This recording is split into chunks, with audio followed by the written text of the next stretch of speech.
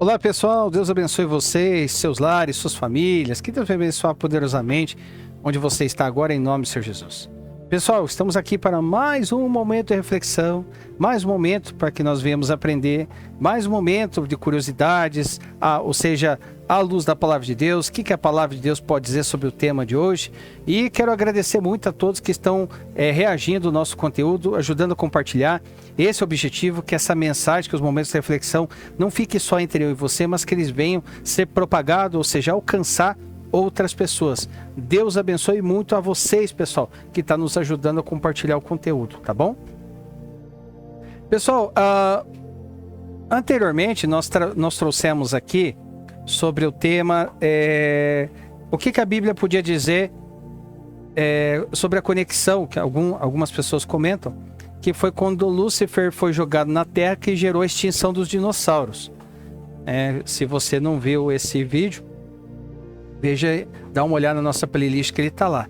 E hoje, pessoal, é um vídeo mais questão de curiosidade, o de hoje também. Nós vamos trazer sobre esse tema. Os dinossauros estão na Bíblia, né? Nós vimos no vídeo anteriormente sobre o Behemoth e sobre o Leviatã. E algumas traduções bíblicas se referindo ao Behemoth como se fosse um hipopótamo. Mas aí você vai vendo a descrição ali do versículo 15 ao versículo 19 de Jó, e você vai vendo que não bate com as características do hipopótamo.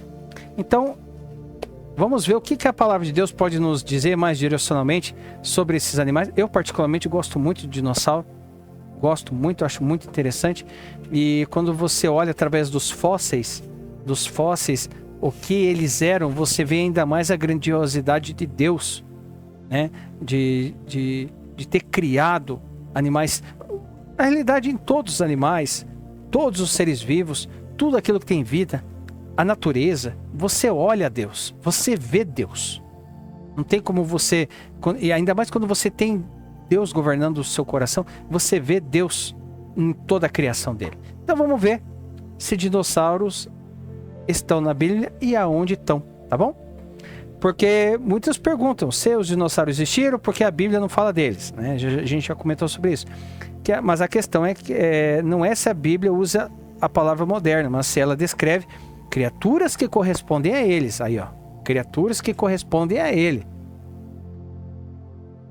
A Escritura não é um livro científico, apesar de ter muita ciência nele, mas revela que Deus é criador de toda criatura vivente. E isso está lá em Gênesis capítulo 1, versículo 21. Já vamos começar aqui, ó. Gênesis 1, 21. Diz assim: assim Deus criou os grandes animais aquáticos e os demais seres vivos, que povoam as águas de acordo com as suas espécies, e todas as aves de acordo com as suas espécies. E Deus viu que ficou muito bom. E existem textos que descrevem animais extraordinários que desafiam explicações comuns, né? Então vamos lá. Primeiro tópico: a Bíblia não usa o termo moderno, mas descreve criaturas gigantes. A palavra dinossauro só surgiu em 1842 por Richard Owen. Portanto, é natural que não apareça na Bíblia. Só em 1842. Mas a Bíblia fala de grandes répteis, né? Nós vemos aqui em Gênesis 1, versículo 21, criou Deus os grandes animais marinhos. No hebraico é Taninim, que pode significar dragão, serpentes gigantes e monstros marinhos. Isso indica criaturas imponentes e fora do comum. A Bíblia afirma que Deus criou todos, inclusive os grandes e assustadores. Aí nós aplicando dentro disso, nada está fora da soberania de Deus, nem mesmo criaturas que hoje parecem misteriosas. Ok? Então vamos lá. Segundo ponto, Behemoth, uma descrição impressionante. Vamos ver lá sobre o Behemoth, que agora nós estamos frisando sobre os animais. Então, livro de Jó, capítulo 40, do versículo 15 ao versículo 19. Então, mais uma vez, pessoal, Algumas traduções dizem, veja o hipopótamo. Não, olha, vamos lá. Se você tem uma Bíblia, procure aí que eu não lembro qual que é a versão que diz o hipopótamo, eu não lembro. Mas olhando os versículos em sequência, dá para ter certeza que não tem a ver com hipopótamo. Veja o bemote que criei, quando criei você, e que come de capim como boi. Que força ele tem em seus lombos, que poder nos músculos do seu ventre. A cauda dele balança como cedro, né? Como a gente mencionou no vídeo anterior, o rabo do hipopótamo não tem nada a ver com cedro. Os nervos de suas coxas são firmemente entrelaçados, seus ossos são canos de bronze, seus membros são varas de ferro. Ele ocupa o primeiro lugar entre as obras de Deus, no entanto, o seu Criador pode chegar a ele com sua espada, né? Então, aqui em Jó, do capítulo 40, do versículo 15 ao 19, é contemplado o bemote. E no hebraico ali, bemote é um plural intensivo, que quer dizer grande besta. Não tem nada a ver com hipopótamo.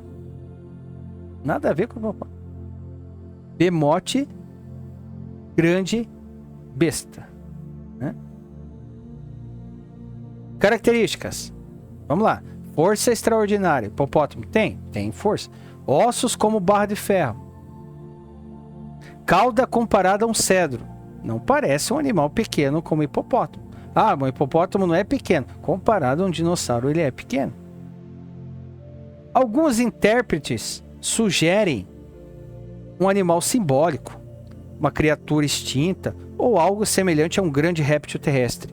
O ponto teológico não é identificar espécie, mas mostrar o poder criador de Deus. Ou seja, aplicando nesse ponto, Deus confronta Jó dizendo, você consegue dominar essa criatura? Ou seja, há coisas na criação que mostram a nossa limitação e mostra também a grandeza divina, a grandeza de Deus. Leviatã, terceiro ponto, uma criatura aterradora. Vamos lá para Jó. Livro de Jó. 41. Capítulo 41. Vamos ali do versículo 1. Você concorda pescar com anzol o Leviatã? Ou prender sua língua com uma corda? Consegue fazer um cordão pelo seu nariz? Ou atravessar seu queixo com um gancho? Pensa que ele vai lhe implorar misericórdia? Ele falar palavras amáveis? Acha que ele vai fazer acordo com você? Nesse diálogo de Deus falando para Jó, a gente nota Deus falando assim, e também Deus destacando a grandiosidade desse animal, do Leviatã. Ó, continuando. Acaso você consegue fazer dele um bichinho de estimação, como se ele fosse um passarinho, ou pôr-lhe uma coleira para suas filhas? Poderão os negociantes vendê-lo ou reparti-lo entre os comerciantes? Você consegue encher de arpões o seu couro e de lanças de pesca a sua cabeça? Olha o tamanho que é esse bicho. Se puser a mão nele, a luta ficará em sua memória, e nunca mais você tornará a fazê-lo. Esperar vencê-lo é ilusão. Só vê-lo já é assustador. Esse é o Leviatã. Então, a descrição ali, o que ele está dizendo? Escamas impenetráveis, porque não passa lança, né? Não passa lança. Fogo e fumaça, simbólico saindo da boca, também. Ninguém consegue capturá-lo. No hebraico é Leviatã. Também aparece em Salmos, capítulo 74. Livro de Salmos, capítulo 74, versículo 14. Ó. Esmagaste as cabeças do Leviatã e o deste por comida às criaturas do deserto. E livro de Isaías também menciona.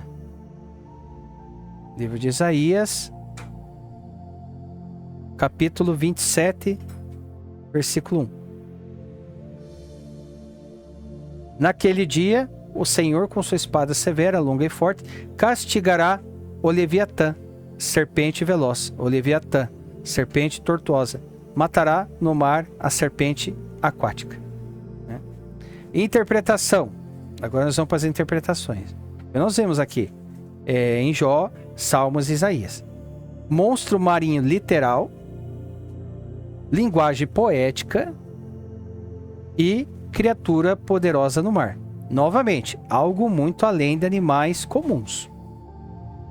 Ou seja, fazendo uma aplicação nesse ponto, Deus mostra que até o que o homem teme está sob o seu domínio. Quarto ponto. A questão central não é o dinossauro, é o Criador. A Bíblia não foi escrita para catalogar espécies, mas para revelar Deus. Livro de Colossenses, capítulo 1, versículo 16, diz assim: pois nele criadas todas as coisas, no céu e na terra, as visíveis e as invisíveis, sejam tronos ou soberanias, poderes ou autoridades, todas as coisas foram criadas por ele e para ele. Se existiram antes do homem, junto com o homem, ou em época diferente, independente disso, todos pertencem à criação de Deus. Esse é o ponto, né? Eu já vi perguntas assim, mas por que os dinossauros entrou na arca? Conclusão. Qual que é a conclusão que nós tiramos? A palavra de Deus pode não usar a palavra dinossauro, mas apresenta Deus como criador de toda a criatura, apresenta descrições de animais gigantescos e extraordinários, ou seja, uma mensagem clara. O foco não é a criatura, é o Criador. Se você acha bonito, essa ilustração do dinossauro, do Bemote e do Leviatã, você olha, puxa, mas se ele era assim, era bonito, falando literalmente falando. Agora imagine a mente por trás da criação é a mente do Criador. Todo o ser vivo e tudo aquilo que tem vida foi criado por Deus. Você começa a observar, você fica fascinado. Você ama mais a Deus ainda, mais do que você ama. Se você pegar para frisar e reparar em cada detalhe, porque Deus, ele trabalha com detalhes. Então, o perigo é admirar o tamanho da criatura e esquecer a grandeza de Deus que a fez. O Bemote, que animal incrível, maravilhoso. Nossa, mas e quem criou? Deus. Para finalizar, Salmos capítulo 111. Salmos 111, versículo 2.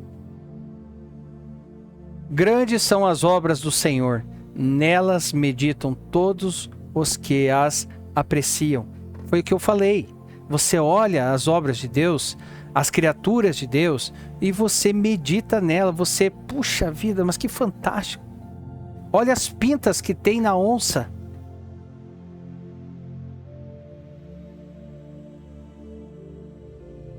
Olha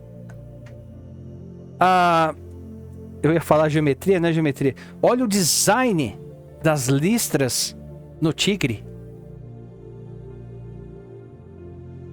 Olha a perfeição das aves no céu. As águias. Olha a diversidade de pássaros. Você olha, você contempla, você acha bonito, mas não podemos esquecer de contemplar quem criou. Amém? Essa é a mensagem-chave do texto. Amém, pessoal? Pessoal, como eu disse no começo, foi mais didático, mais de curiosidade, mas também nós temos que entender que todas as coisas são direcionadas, são através do Criador. Tudo é dele, para ele são todas as coisas. Ele criou, ele é perfeito, ele pensa em cada detalhe. Nós, seres humanos, às vezes deixamos detalhes para lá, mas Deus, ele é perfeito. Amém? Pessoal, falou com vocês? Aprenderam dentro da palavra de Deus? Eu aprendi aqui muita coisa, né? É claro que a gente queria que a palavra de Deus fosse mais direcionada, mas a gente sabe qual que é o foco da Bíblia.